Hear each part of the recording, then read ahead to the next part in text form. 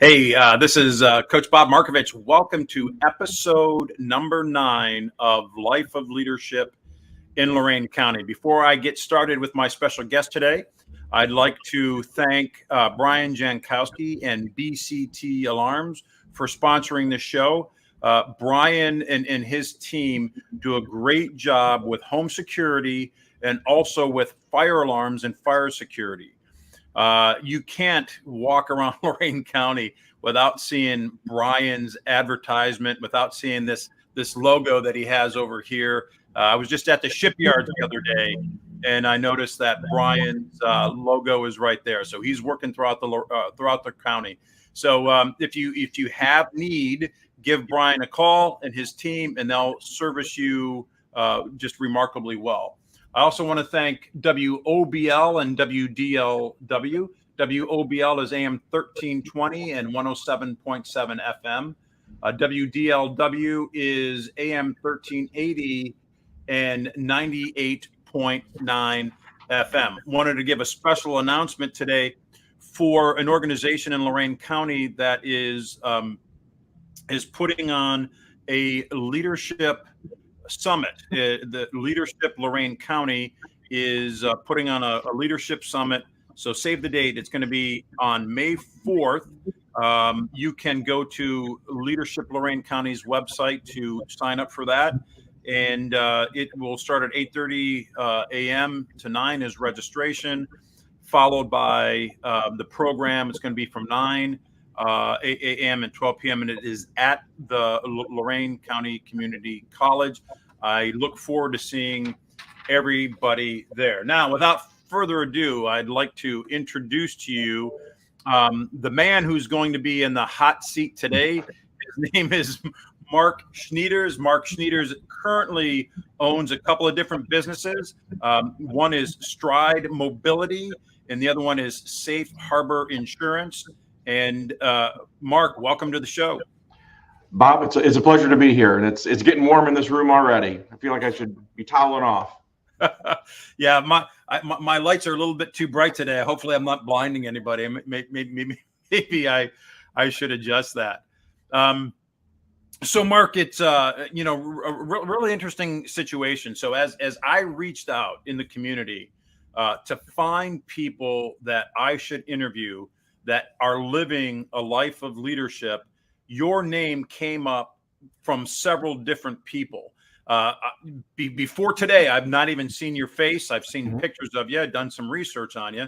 But you really have set yourself apart in the mind of some great leaders of this county that they actually came to me on several occasions and said numerous times, Bob, you need to get a hold of Mark. You need to interview Mark. He's an amazing person. So thank you from the bottom of my heart, taking time out of your day to expose on this forum your leadership style, your leadership techniques.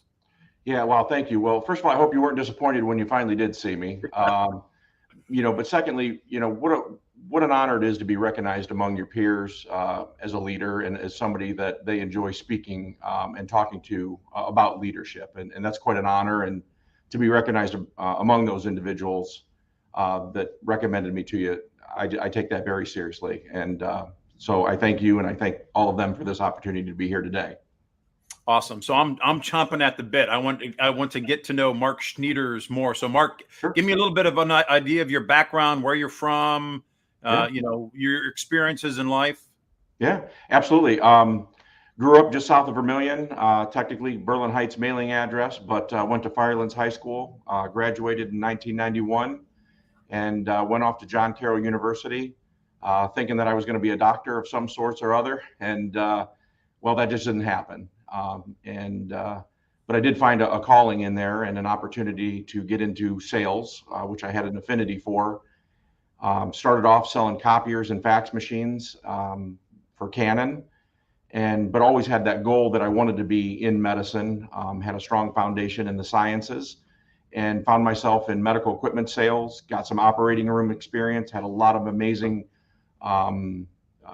surgeries that I got to watch and be part of, open heart surgery, Got to see childbirth and experience that before even being witness to my own children being born, and orthopedic surgery. And then I transitioned over to pharmaceutical sales and had a very robust career in pharmaceutical sales, calling on the Cleveland Clinic, and launched several blockbuster drugs up there. And just had a great career. I have a family, a wife, 2 children. Live over in Lorain County there. I'm a Lorain resident. And I guess my journey, I would say, really began as an entrepreneur, as sort of this awakening, what I call it, around 2008, when things just the economy started to change, things started changing, and I realized that while I was very comfortable in the pharmaceutical industry, I felt safe and secure. Things were just changing, getting a little bit different. The economy was different. Pharmaceutical reps were being looked at as different. There were a lot of us, very top heavy. And I just realized that position might not always be there for me. So I took an opportunity through some help with some friends to open up an insurance agency. And when I sold that first insurance policy, it really lit a fire inside of me, where I realized that I was working for myself, and the work that I was doing directly impacted me and my family. And that as long as I serviced that customer, as long as I had a good brand and I was trustworthy and had a good reputation in the community and worked hard, more people would trust me with that responsibility of being their insurance agent. And then conversely, nobody could tell me that they didn't need me. I could never be downsized. And that was really the beginning of my entrepreneurial journey. And then a few years later, there was an opportunity to open a second company, and that is Stride Mobility. And we do custom wheelchairs and home medical equipment. And so by just pure serendipity and being at the right place at the right time, and a high tolerance for risk, and sometime, taking that leap without really thinking too deep into it, I was able to create an opportunity with 2 businesses that grew from day one, and surround myself by really smart people, way smarter than I am, and take a few chances here and there. And here we sit today, and we're talking about leadership. That's, in the simplest of terms, how I got here. I love the story, right? When I was first made aware that there was actually people that knocked on doctors' doors to sell medical equipment, to sell drugs, that kind of blew my mind, Mm-hmm. right? So the fact that you came from that environment, why did you pick insurance? I mean, I'm curious. Why was insurance the business you picked? Yeah, truthfully, it was a very good friend of mine. One of the people that you've spoken to was a well-established insurance agent, and I was doing some part-time work with him selling life and health insurance. It really fit well with my knowledge of medicine and pharmaceuticals, that I could very quickly and accurately evaluate people's risk for life insurance. I understood the drugs that they were on, the disease states that they were in, and selling life and health insurance, it gave me a little bit of an advantage. So that's where I started. And then when I decided to go out on my own, I then saw that there was a greater opportunity for me to build a book of home and auto insurance because of the residual side of that. So that's where Safe Harbor Insurance Agency was born. I no longer do health insurance. I do life insurance, but we're mainly property and casualty, and now mostly we're bringing in commercial customers as well as home and auto. Very good. So you're still in a growing mode then. Absolutely. On the insurance side. Foot on the gas, Bob. Always foot on the gas. What's the saying? If you're not growing, you're dying. Exactly. You're exactly right. I love that one. If you're not growing, you're dying. So talk to me a little bit about Stride Mobility. What's that? Why did you go down that path? So, it turns out, definition of an entrepreneur, right? You're willing to jump off of a cliff and build a parachute on the way down. Just an opportunity presented itself in a market that I was familiar with, with physicians referring people in for wheelchairs specifically. And this, again, serendipitous opportunity landed upon itself, where I could create a business, had a few people to support that, opportunity, for lack of better terms. And I said, let's give this a try. And it started slowly, built. We got a few people in, good people. And then there was a significant market event in the state of Ohio, which allowed for customized wheelchairs to be funded by insurance. And that was really the springboard around 2014, 2015 that allowed us to really get into a specialized niche market where not a lot of people are playing. And we established ourselves. I pulled upon that clinical background, that outcomes type background that I was well versed in from the pharmaceutical and medical days, and applied that approach to servicing the customer, making the situations right, serving others. My wife has a nursing background. She was a nurse for 27 years at St. Joseph's and then eventually at Mercy over in Lorain. So the two of us are just, it's important to us to serve the community. It's important to us to take care of others. And we put that passion to work in our business model of high service, high touch, and high client relationship. And there was a need. We're located halfway between Cleveland and Toledo. The big players play in the large markets, and we were able to carve out a nice niche for us here and eventually expand to delivering wheelchairs all over the state of Ohio now. It's amazing. How many employees do you guys have now? We're up to 20 employees at Stride Mobility, and we have 4 employees at Safe Harbor Insurance. Very nice. So you've used the word entrepreneur several times today. So I'm going to give you I noticed that you're president of an entrepreneur organization. Is that correct? Yes. Yeah. I'm the current chapter president for Entrepreneur Organization, which is a worldwide organization. We have a chapter locally here in Cleveland with about 118 members currently. And what exactly does that organization do? Really, it's a resource for entrepreneurs.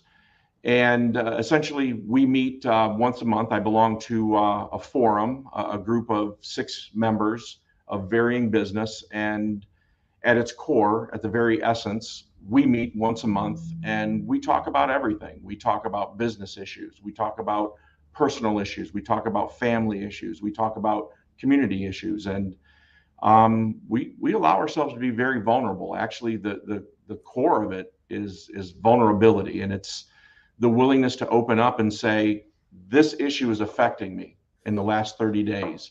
These are the feelings I have. This is where it causes me pain or angst or anguish.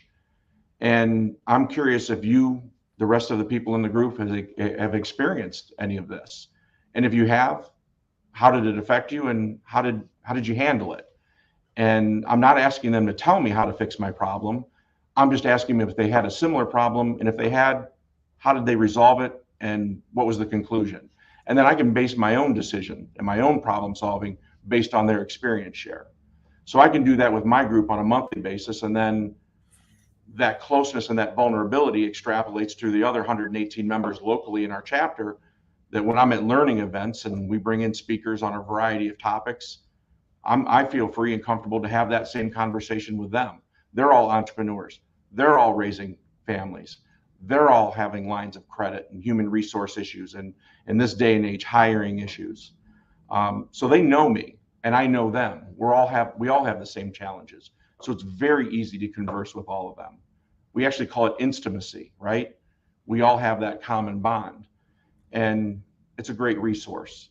And then secondary to all of that, aside from the learning and the forum, I guess tertiary to all of that, there's amazing resources that are shared. There's hiring tools, there's personality assessments, there's opportunities to travel and be around other entrepreneurs in the region and even globally that have affected me and changed my leadership and who I've become.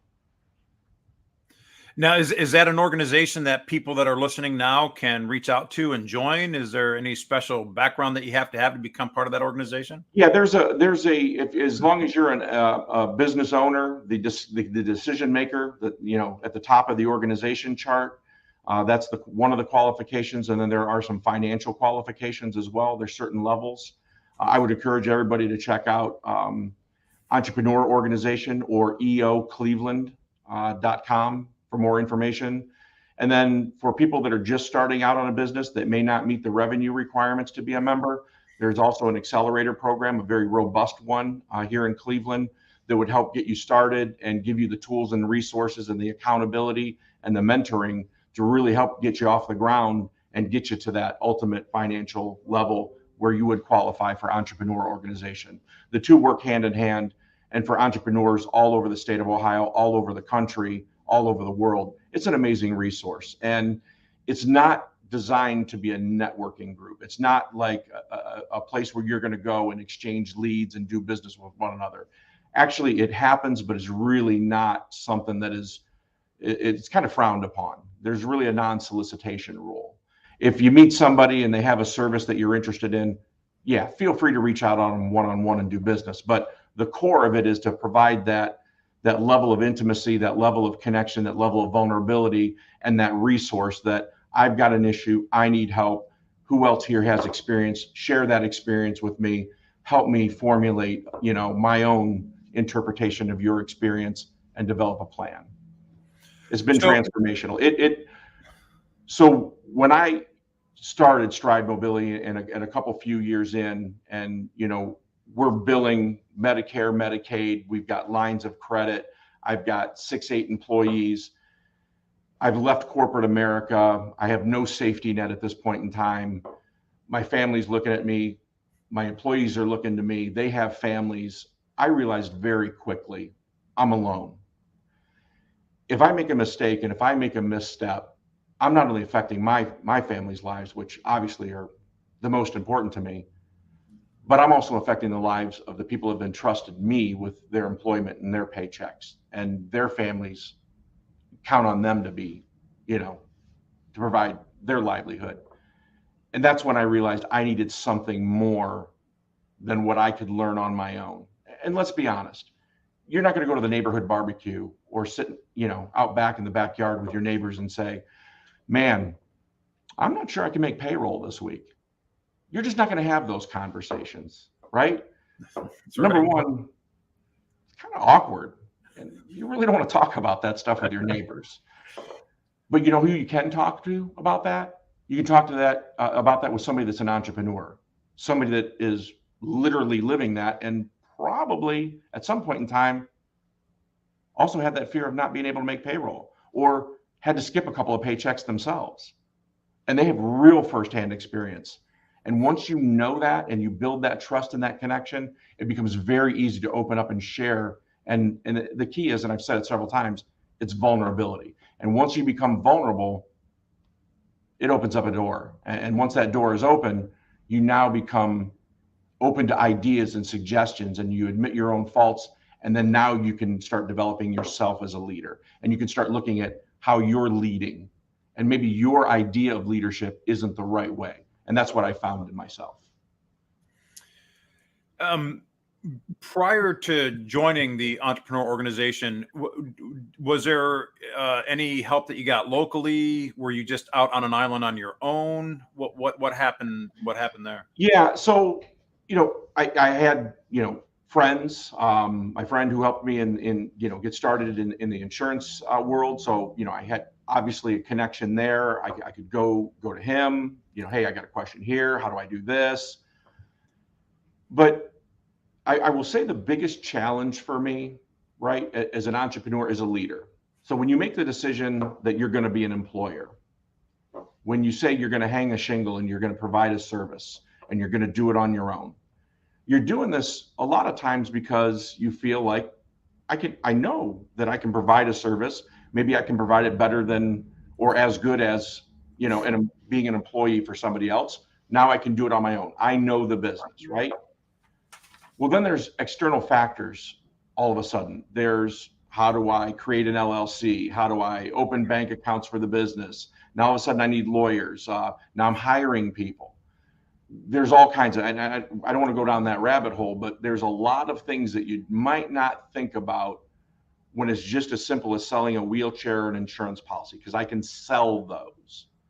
But how do I fund a wheelchair? How do I get paid for it? How do I pay people? How do I run payroll? How do I offer benefits? How do I lead and motivate people? How do I hire people? Here's one. A lot of times when you're first starting out, who do you look to for employees, especially when you don't have a lot of money? You start hiring family and you start hiring friends. Well, what if that doesn't go real well? How do you have a difficult conversation with a family or friend? How do you fire a family member or a friend, right? So these are all things that you just don't even see coming. So here you are, a few years, you got a business, now you got two businesses, you got family, you've got friends, you've got all these external things pushing upon you. Where do you go? Where do you go? I had no idea. I'm still the guy that I can sell an insurance policy, I can sell a wheelchair. And now everybody's looking to me as a leader. I had no leadership training. I had friends. I saw people being good leaders, but I didn't know what it meant to be a good leader. And I didn't have the comfort to go to somebody and say, hey, knock, knock, knock. How do I lead people? Because I really don't know what I'm doing right now. That's an awkward conversation too.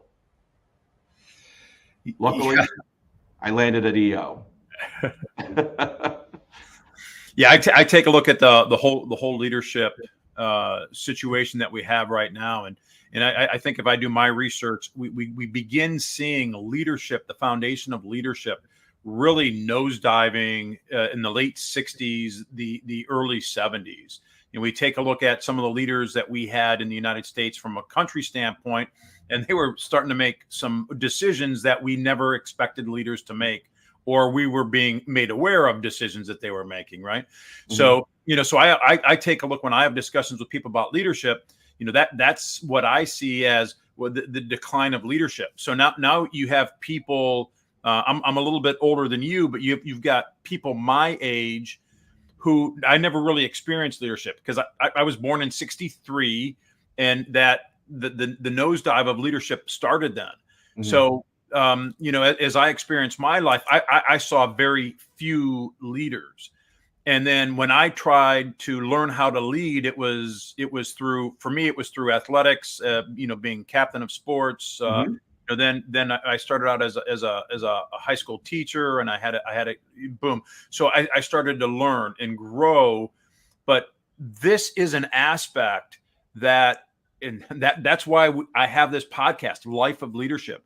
Mm-hmm. How do we make others aware of how to grow as leaders? Exactly. And you touched on something. I mean, I believe that there's a personality. I know that there's a personality side to it, right? There are people that are comfortable being in front, right?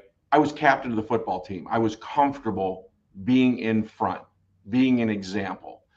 I was recognized very quickly in the copier industry, in the pharmaceutical industry. Got a couple of awards back there. I was in the Hall of Fame. You get to those levels, I've got a skill set, right? But prior to actually sitting in the seat, being at the top of the organizational chart, that was just by working hard, right? Doing it the right way to succeed in whatever, to be a good football player, to be a good copier salesman, to be a good pharmaceutical representative. I was good at what I could do. I could talk to people. People wanted to buy from me. That's a skill set. It's an entirely different skill set to be a leader. So the first several years in my leadership, it was the thought that this is the way you do the job, and you should just follow my lead, right? Do it the way that I would do it. Think the way that I think. Behave, handle situations, handle adversity, handle the customer, treat the customer like I would treat the customer. Well, the difficult thing is that when you get removed from the actual process and you're trusting people, you're delegating, you're empowering other employees to handle those transactions, to make those sales, to handle the customer service, to go out and fix a wheelchair, to service an insurance policy, you're trusting them. So if they don't think like you think, if they don't believe like you think, they don't have the work ethic that you think, if they just don't approach a situation the way you do, they're not going to handle it the way that you do.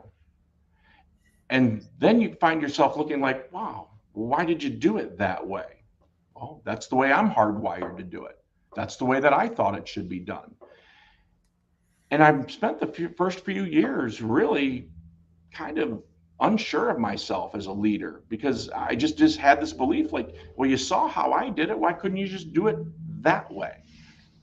And it wasn't until I was exposed to a a profiling program. It's called Culture Index. It was one of the resources that's big inside of entrepreneur organizations. It's very similar to DISC and Myers-Briggs, and there's a million of them. They're all amazing. It's not the be-all, end-all, but what it did is it alerted me to the fact that people process information differently, that people think differently. People are hardwired different. Everybody's capable of doing a job. Anybody can be a leader. Anybody can be in customer service. Anybody could sell. Anybody could service, but they're going to have a natural propensity to do one of those positions better than the other. And it's understanding people's natural gifts and where their strengths are and make sure that you have the person in the right seat. And we've all heard that, right person, right seat. I never heard of that. I never thought of that. I just thought, you're hired to do customer service. You're hired to do service and delivery. You're hired to do sales. You seem like a nice person. You could be a great sales rep, right? Well, now that you dive into it and you understand the person a little bit more, you realize that, well, maybe you're not a great outside sales rep. Maybe you'd be better inside sales rep, where leads are coming to you and you're not out there responsible for being a self-motivated hunter every single day and written through hospitals and nursing homes and trying to find referrals. But if you're on the phone and referrals are calling in, you can close them all day long. Right person, right seat.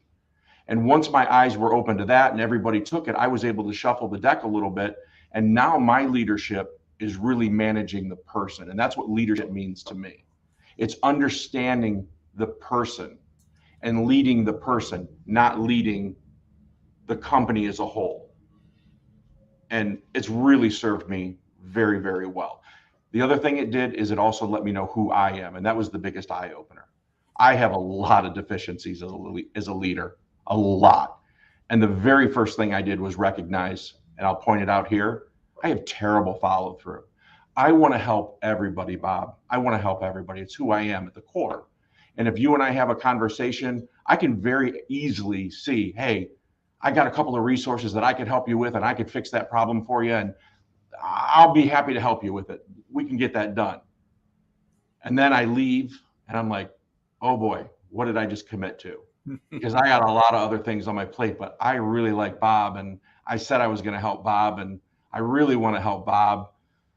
Whew. Right?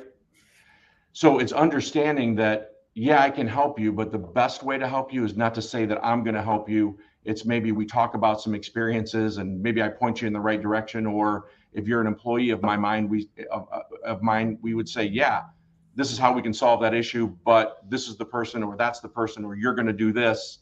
And then I can remove myself from it. So I'll help us negotiate an obstacle, solve a problem. But I know myself, not because I'm lazy, not because I don't want to, not because I don't have the skills to do it. I don't have the capacity in my current role to do it. That was hard for me to get over because I like being the champion, right? I like being the hero, but I can't be the hero because I end up looking like a failure and letting people down. And I really don't like that. So that was one of the first things I had to do, is a little bit of self-introspection, right? Had to be vulnerable to myself and say, you know what?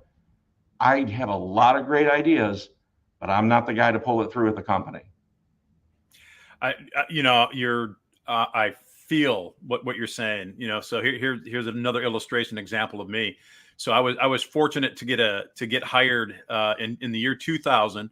I got hired at that time. It was the largest company in the world, AIG. And the first thing that I had prior to getting hired, I had to do a DISC assessment. So, so I sat down with the person to go through my DISC assessment. I'm looking at it, right? My head's buried.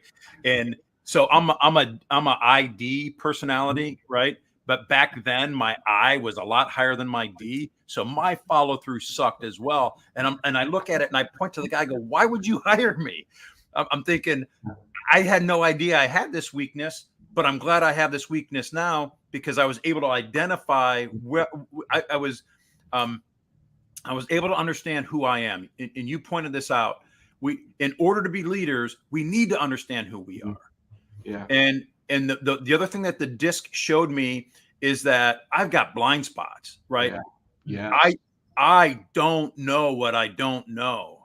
So understand that. So and I think that's where the vulnerability comes from, is understanding that I don't know what I don't know. Would you Right. agree? Oh, 100%. 100%. And it's being comfortable enough in your own skin to be okay with that. I don't have all the answers. And listen, I'm surrounded on a daily basis with amazing entrepreneurs locally and regionally, and I just tend to gravitate towards entrepreneurs. I love the conversation. I love young people that are starting off with ideas, and I love folks that have started companies, and I just love everybody's entrepreneur story. That gives me energy, is hearing how people started a business, worked in a business, grown a business. I just love here. I feed off of that energy. There are so many people way smarter than me, and I sometimes can walk away from a conversation feeling, like, whoa, damn, man, you're lucky. You're lucky that you've had the success that you've had. But it takes all kinds, and it's okay. I don't need to be that caliber of a leader. I don't need to be the guy that could run an entire hospital system, right? I don't need the guy that can run a manufacturing plant. I don't need to be the guy that can run, a construction crew in a construction company, a multi-state, construction conglomerate. I don't need to be that guy. What I need to be is the guy that can sell insurance and deliver wheelchairs across the state of Ohio, motivate the team I have, and create a work environment where people enjoy coming to work on Monday morning. And I do that. And I know that I'm good at that. And that's my space, and that's where I thrive. Because you know what? Those folks, maybe they can't do what I can do. And I'm comfortable with that. And I don't need to be them, and they don't need to be me. And that's okay. So let's talk about this for a second, because this is, I see a lot of breakdown through every industry, through individual lives, through families, through spousal relationships, Mm-hmm. right? You talked about empowering and trust. The way I look at that is that means that we have to have great communication, right? If I'm going to empower somebody, if I'm going to trust somebody, I need to make sure that I communicate with them. Yeah. And I need to make sure that I understand how they're communicating to me. So how do we take this and make communication or connection, as I refer to it sometime, how do we grow this whole idea of communication connection so that I can trust somebody to empower them to do the job with the skills that they have, that they're called to do? Well, Bob, I think it's really trust is the word, right? So it's a two-way street. And if you're going to empower, delegate, you have to be willing to accept that it's going to take multiple interactions. There's got to be clear communication about expectation. There's got to be a framework for here's my expectation. I'm going to check in, but you need to trust me that you have the ability to come back and check in with me. That if you fall short, it's almost expected, because things are not going to be easy. They're not easy for me. I stumbled and failed more times than I succeeded in getting things to the point where they are now. And it's going to be okay for you to do that, as long as we trust that we have open communication back and forth, and it's okay to trip a little bit. I always tell everybody, I expect you to make mistakes. What I expect is we don't make the same mistake 2, 3, 4 times in a row, because that means that you're not learning, growing, and that you don't care. Let's make a mistake, but let's come back. Let's talk about that. Let's figure out why and how we made that mistake, and let's figure out how and why we won't make that mistake again. And let's grow together. It's an open door, two-way communication, but it's centered around the trust that I'm not going to drop the hammer. I'm not going to belittle you. I'm not going to micromanage you. I'm going to give you some free reign, but you got to be able to trust me enough to come back to me and let me know if you need more resource, if you're struggling, and how I can help you. Two-way communication in my world is important. And the way I hear you say that solidifies the whole idea of accountability as well. Yeah, right? absolutely. Absolutely. In my world, I like the word reliability, right? And what that means is that, you're reliable, right? It's an offshoot, it's a synonym, but it's you're holding yourself to be reliable to finish the task at hand, not, create a shortfall, not leave it partially finished and let somebody else downstream pick up the slack, do it for you. It's be reliable to your expectation, finish it all the way, take it across the goal line. Don't leave it for somebody else. Be reliable, because if you're not, you're letting your team down. You're letting your family down here. We are a family. Both of our companies we consider ourselves family. And then ultimately, if we fail each other, we're failing our customer. And that goes against who we are. Be reliable.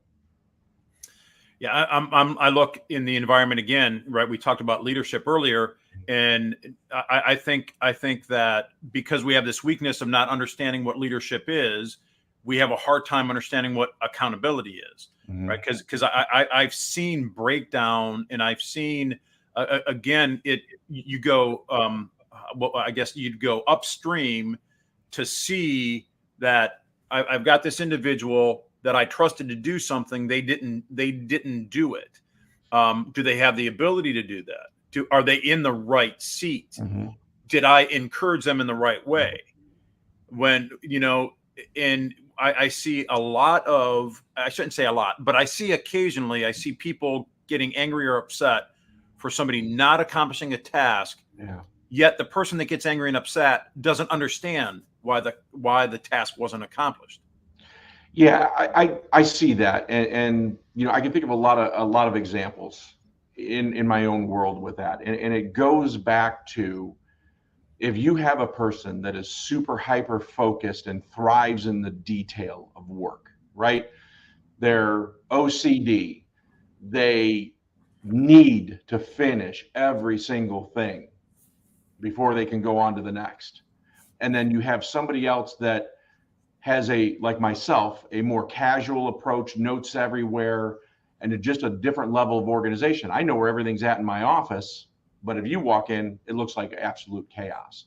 You've got to be able to respect two different people's way of doing things, right? And there's an acceptance in there. There's a little bit of trust. At the end of the day, we all got to get to the same place, the same goal.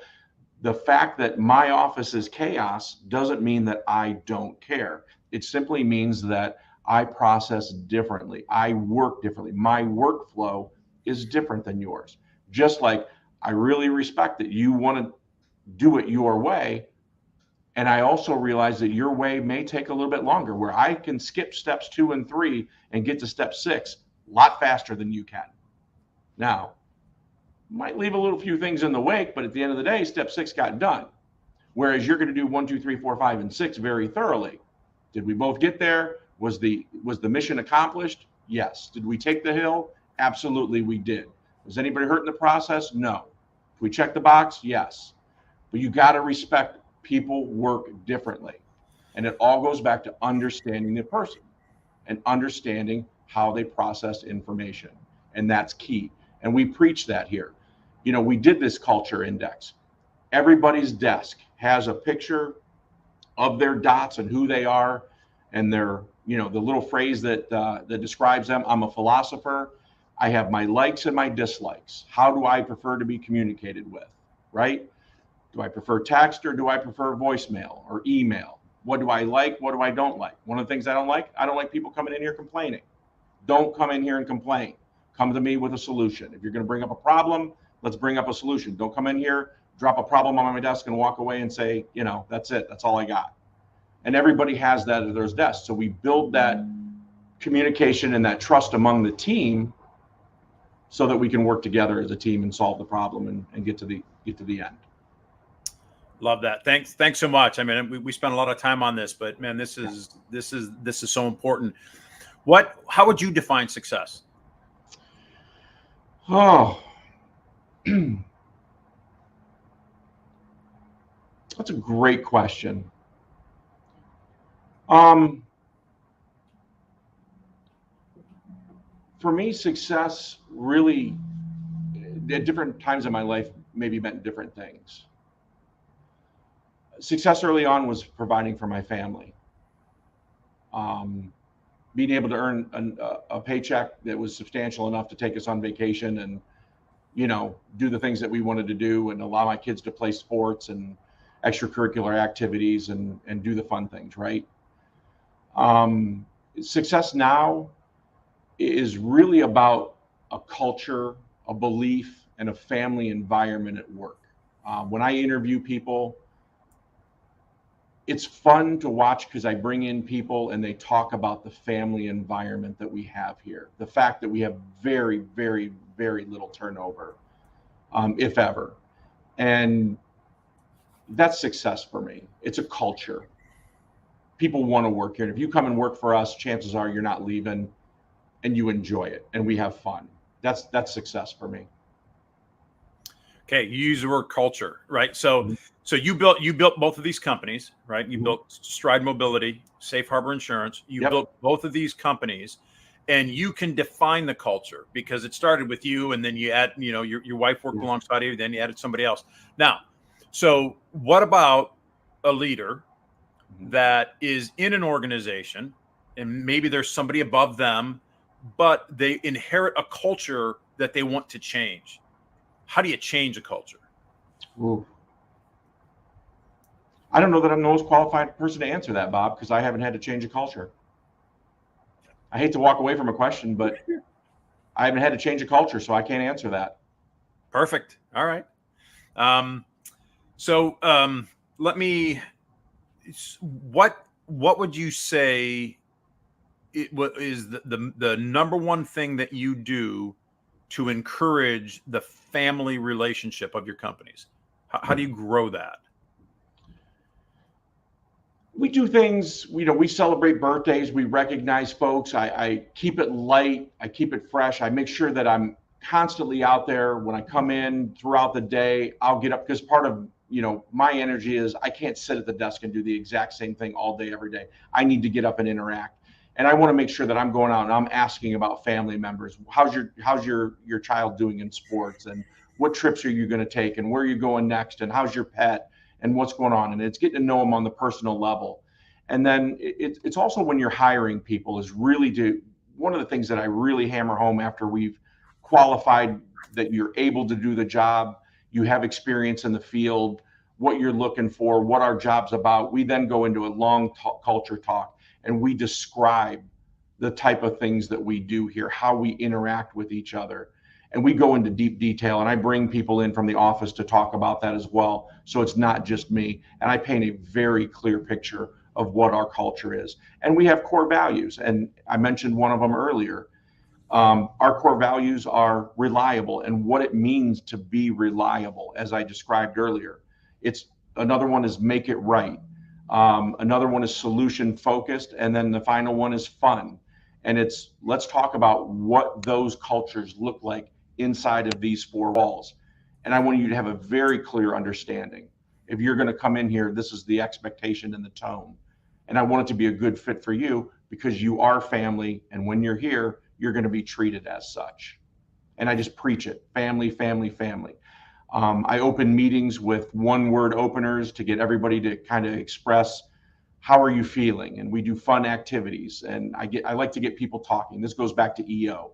I bring a lot of the meeting resources that we do in EO to my own team, and I challenge people to really become vulnerable with each other in here, right? Because we have our own forum, so to speak. And I'll throw questions out on the table like,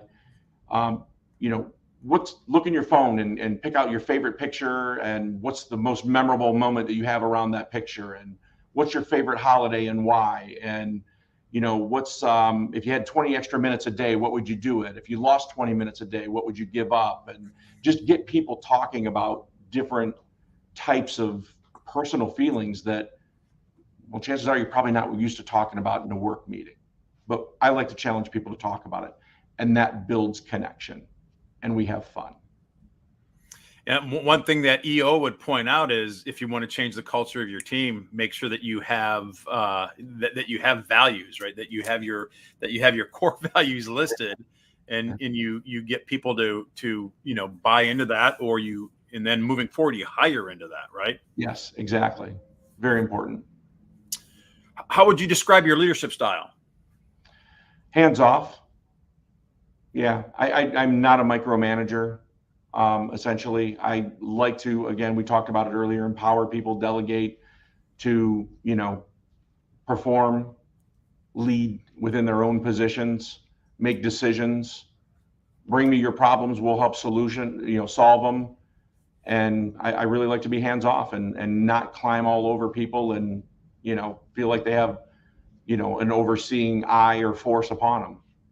And, it served me well. Okay. Do you have a plan for personal growth that you follow? Sad as it is to say, I don't. That is one of my weaknesses. It's, I spend a lot of time. I'm getting ready to go on a retreat where we, as my forum, my group within EO, will spend a week and we'll talk about plans and personal development. But people with poor follow through, as I am, also have a hard time changing habit. We're a little bit stubborn. We're a little bit reluctant. And it sounds great to list a whole bunch of goals and do a lot of things. And I want to be a better leader and I want to read a book and I want to do all of this. Sounds amazing. I have a hard time implementing that in my own life. So I don't have a leadership plan. But what I do, let me paraphrase that because that doesn't sound real good.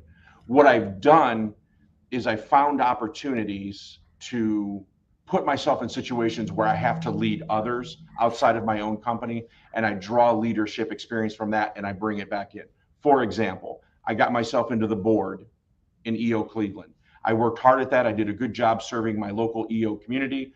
I was recognized and I was asked to be the board president. I'm the board president until the end of June this year, and actually just received an email today. I've been asked to be a regional area director and support board presidents within the central region, which is multiple states within in the US, and I will support other area presidents. So that's a next level leadership position. That's where I get my leadership training. So I do it that way by putting myself into the situation and learning on the job. And I call it my MBA and my PhD, rather than reading books and putting myself into that type of a program. I learn from others as I do. How's that? That's awesome. Yeah, I appreciate that. Yeah. Yeah, I just about shortchanged myself there. All right. So one of our mutual friends, he actually owns BCT Alarms, right? Yep. So Brian Jankowski. Mm-hmm. So and this plays off the whole, I think partially off the statement that you just made. Brian says you guys will go out, some time in the evening together, go out to eat. Yep. And and Brian says that we're just carrying on conversations, and then out of nowhere, Mark comes up with this question that makes every single one of us think. Yeah. And then we in the rest of the time, that's what we talk about. Yeah. So yeah. It's again, I like being around entrepreneurs. Brian's an entrepreneur. The other gentlemen that are at those dinners, they're entrepreneurs. And that gives me energy, that gives excitement, and I know it does the exact same for them. And it's just, it's topics that I like challenging people. It's like my own meetings. I believe that it brings out it gets people thinking about things and talking about things they normally wouldn't do at a dinner conversation. Maybe selfishly, I might be trying to draw off of some of their experiences and I might learn from that, but don't tell him. He won't hear this, right? Yeah, he will. He'll listen to it. He will. I know he will. But yeah, I like hearing other people's stories. I like understanding his mind and how he processes and deals with situations in his life, whether it be personally, professionally, family. How do you handle challenging situations? The more experience I can glean, the better if that situation ever lands in my lap. Or if it does, I know somebody that's been through it and I can go to him and I feel comfortable enough to him and I feel vulnerable enough to him to go to him and say, hey man, I'm going through this. Need a little bit of help here. Need some direction. And I know he would give me that direction. So my next question was going to be, what is your leadership style? But no, I'm sorry. How do you create a leadership oriented culture? That was going to be my next question. But I think you've given that to me. But if you want to, if you want to, give some more comments on that, do it. How do you create a leadership? Now, I'm going to ask you even more specific, Mark, Yeah. because you hang out with leaders. All right. Yeah. With EO, you hang out with leaders. Yep. When you go out to eat, you hang out with leaders. Yep. You surround yourself with the best of the best, Mm-hmm. and you are part of that. And you are developing a leadership oriented culture when you do that. So talk to me about this concept. Yeah, absolutely. I do it by not leading, right? First couple of years, we talked about it earlier. You're at the top of the organization chart. You're the leader, right? Well, once I kind of figured things out and I understood what a leader meant was strip the title, forget about it, right? People joke, like when I'll go out and ride with a sales rep and they'll introduce me to people, this is my boss. I'm like, no, we're coworkers. We're on the same team. We're teammates. When I'm with other entrepreneurs, we're just people talking. We're friends. We're really close friends, and we have a thing in common, and that's that we employ people and we run businesses. And it's just, I'm not better than you, you're not better than me, and we're just having conversations, but we're just having conversations on different levels. That's how I like to present myself at that dinner that you talked about earlier. That's how I present myself within my own entrepreneur organization. That's how we all interact with each other. And then inside of my own organization, it's collaborative because I'm not a micromanager, because it's not Mark's way and the only way, and I'm telling you how to do it, and I've got my thumb on you, and this is my expectation of you. I'll set a broad expectation.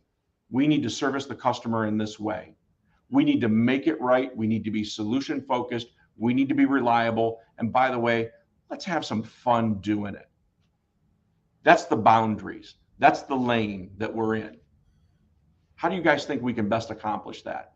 And I trust you guys to accomplish that because you're on the front lines. You're making the sales calls. You're delivering the equipment to the customers. I'm not delivering the equipment to the customers. You're there every single day. I'm here at the office. You're taking the calls in the customer service department. You're billing. You're paying the bills. You guys are in the weeds with all of that. You know far better on a daily basis what's going on in the pulse of what's happening outside of these four walls.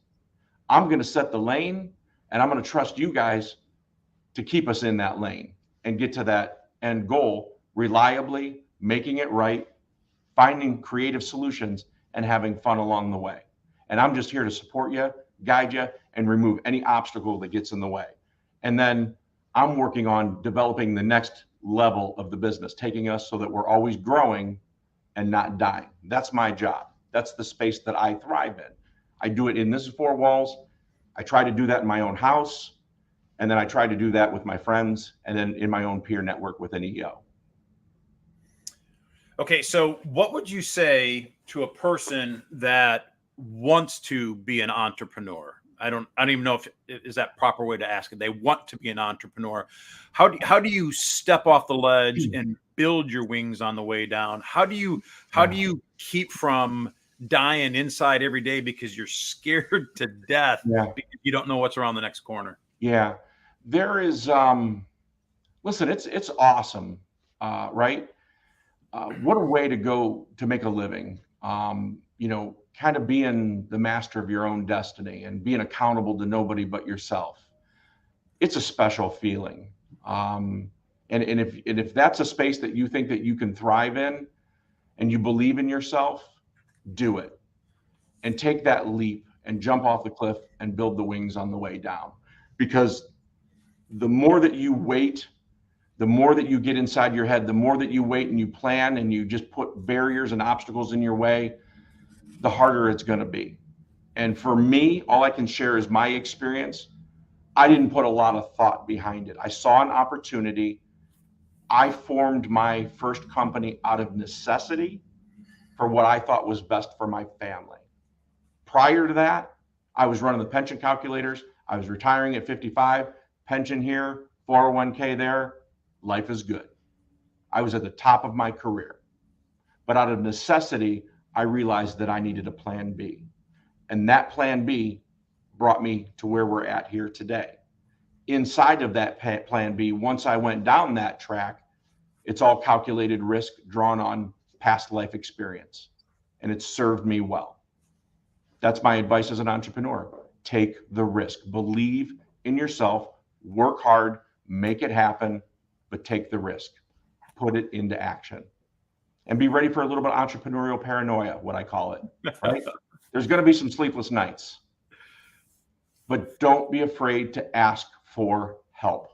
Trust people, be vulnerable. You are not alone. And there are amazing resources for entrepreneurs, personally, professionally, family, all kinds of support all over the place to help people get started. That's become a theme of this Life of Leadership podcast. Don't be afraid to ask for help. Why is our pride so strong where we think we can figure it out, that we decide not to ask for help? Why do you think that happens? Because that's the way we grew up, though, Bob. You ever remember a day where your parents asked for help? I have conversations with my children now that my parents would never even think of having. I treat my children as a peer. We have for a long time. Now, granted, I've heard some things from my kids that I'm like, whoa, we got to put some boundaries in place here. I don't know that I needed to hear that. I'm glad you said it. I'm glad you're comfortable, but whoa. But I'm glad. I'm always glad. But we didn't have those conversations. My parents didn't have those conversations. They, but in today's environment and culture and world, people are more and more open. They're more and more accepting. And I think that's becoming more mainstream. And I'm really, really happy for that. And people are becoming more comfortable being vulnerable, talking, seeking help, seeking advice. So here's what I'm going to do. I'm going to take the last couple of minutes here and thank my sponsors. I'm going to go to my screen, give you some time to think. I want you to put a bow on this. Leave us with some parting thoughts, some wisdom, and just tie this whole conversation up in a nice little bow. I'm going to put some pressure on you, but I'll give you a few minutes to think here. Thank you. Well, thanks a lot for joining us on Life of Leadership. I want to thank specifically my sponsors, Brian over at BCT Alarms.